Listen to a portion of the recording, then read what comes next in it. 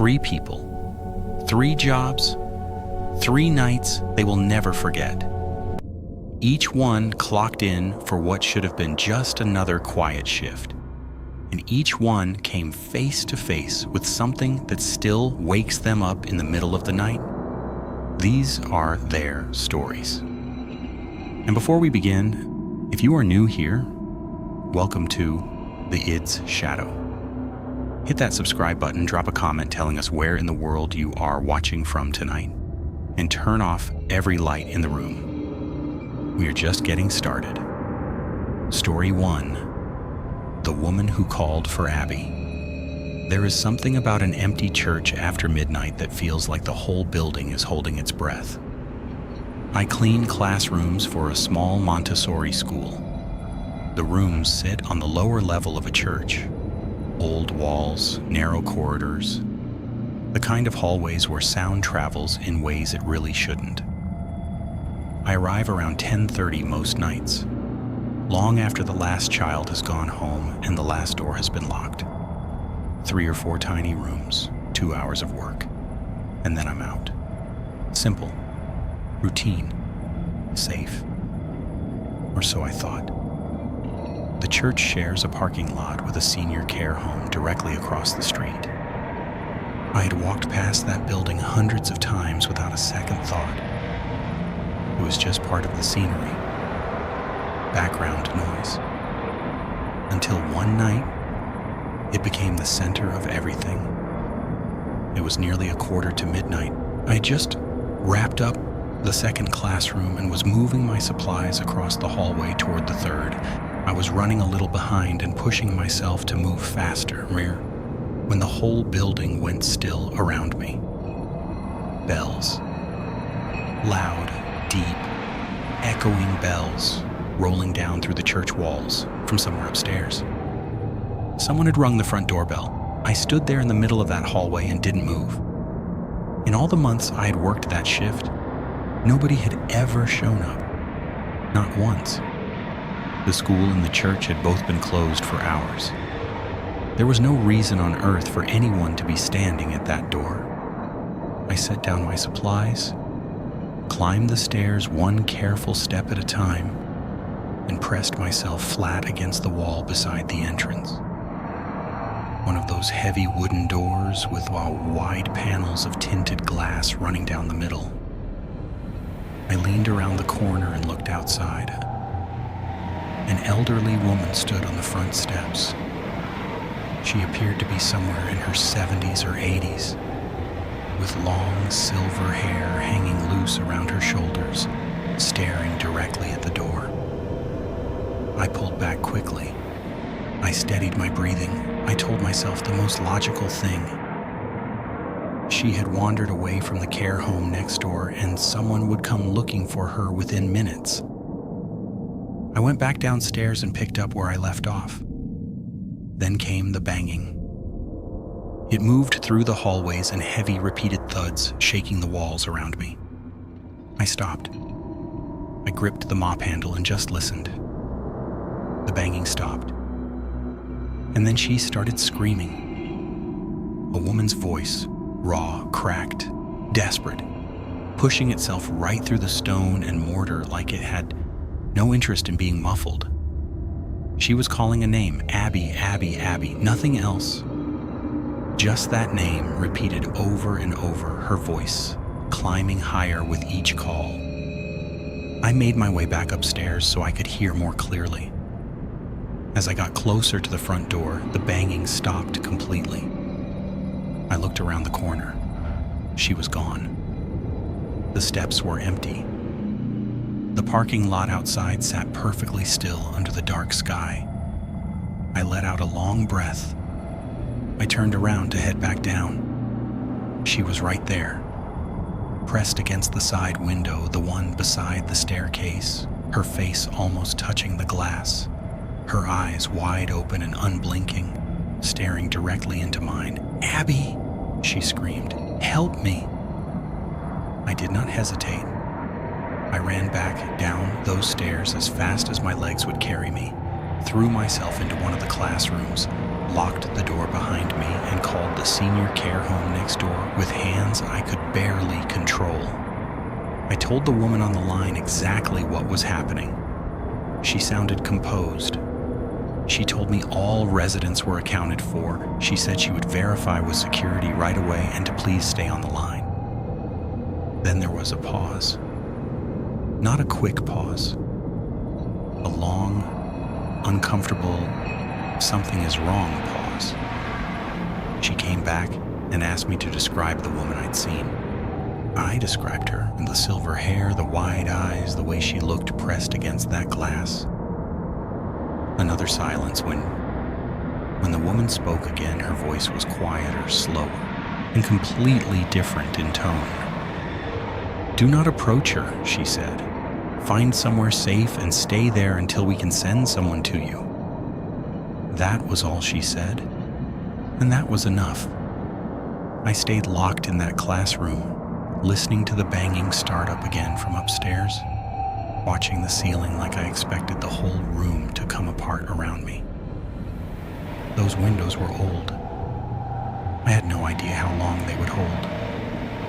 Eventually I heard voices outside, men's voices, low and urgent, followed by what sounded like a struggle, and then silence. A silence so complete, and it felt like the building itself had finally exhaled. I waited several minutes before I moved. Then I got up, unlocked the door, and finished cleaning the rooms. I never found out who Abby was. I never learned what that woman wanted, or why she was so desperate to get inside that building in the middle of the night. But I can still see her face pressed against that glass. I can still hear her screaming that name. And every single time I walk through those doors to start my shift, I feel the weight of one decision I will never stop being grateful for. I never opened that door. Story 2. The man who came back in different clothes. Some people walk into a room and the air changes. Most of us ignore that feeling. We tell ourselves we are being paranoid. We talk ourselves out of it. The night I stopped doing that is the night I am about to describe. I worked the overnight register at a local gas station. Friday and Saturday nights. Mostly alone, just the hum of the lights and whatever was on the radio. The regulars were harmless enough. Tired travelers, late night snack runs, the occasional group of friends still buzzing from wherever they had been. Long hours, quiet hours, mostly forgettable hours.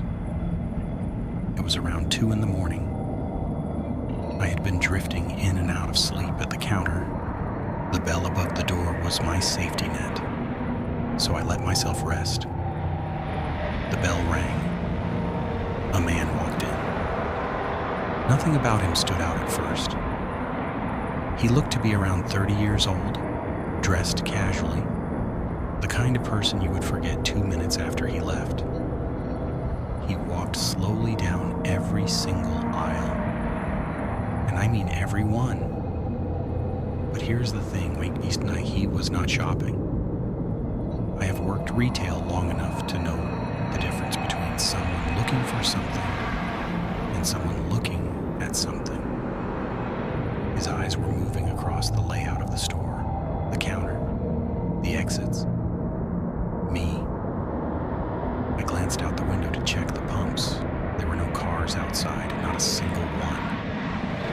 After a few minutes, he looked over at me and said, "Thanks," with a small nod, and walked out without buying a single thing. I shook it off. Strange, sure, but it was 2 a.m. Strange was practically a job requirement. I grabbed my stocking cart and started filling shelves to stay awake. About 20 minutes in, I looked up. There was a man standing at the far end of the aisle. I had not heard the doorbell. He was wearing a large dark hoodie and heavy dark clothing. And even though something about him looked different, the clothes, the posture, everything deliberately changed, I knew within 2 seconds. Same build, Same unhurried way of moving. Same cold, deliberate energy. He had come in the first time to study the place, and now he was back to do whatever he had come to do. He moved toward the aisle closest to the register. I could see the outline of something heavy sitting in the front pocket of his hoodie. My mouth opened before I had made a conscious decision. "Welcome back, sir," I said, steadying every muscle in my voice. "Need help finding anything?" He stopped. He looked directly at me. He knew exactly what I was trying to signal. He walked to the counter without a word, reached into that pocket and placed a small handgun on the counter in front of me. Then, without looking away, he reached over to the display beside the register with his other hand, picked up a small pack of gum, and set it down in front of me. "Just this," he said. I scanned it. He pulled a single dollar bill from his pocket and dropped it on the counter. He said thanks, and he walked out. I stood behind that counter for a very long time before I trusted my legs to hold me. I called the police. I called my manager, who never picked up. The investigation went nowhere. I never saw that man again.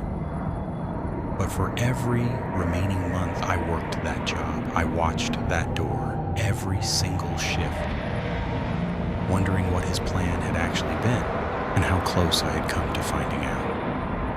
I still wonder sometimes, and I am still glad I never got an answer. Story 3. The Man in the Dark Office. You think you know what it means to be alone. You sit in an empty building in the middle of the night for long enough, and you start to believe you understand silence. You learn every creak, every hum, every rhythm the building makes when no one else is there. And then the building does something new, and everything you thought you knew means nothing. I am a cybersecurity analyst. This was my first job in the field, which meant I was assigned the overnight shift that nobody else wanted. It was not so bad.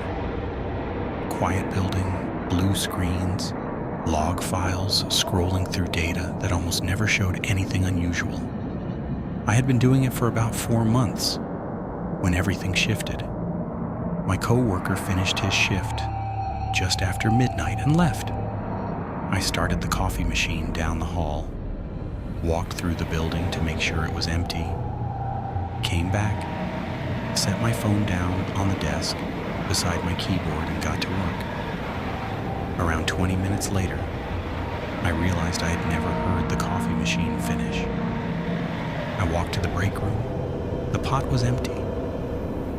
The machine was completely switched off and signaled, not idle, not cooling down, switched off, as though someone had walked past it and turned it off after I'd already started it. I told myself I'd made an error. I turned it back on and went back to my desk. My phone was not there. I checked every pocket. I went back to the break room. I retraced every single step I had taken since sitting down. I had placed it right beside my keyboard. I knew I had. I stood in the center of that large open room, surrounded by dark desks and dark screens stretching off in every direction, and felt the understanding settle over me slowly and completely. Someone else was in that building. I called out for my coworker. I kept my voice steady. I waited. Nothing came back.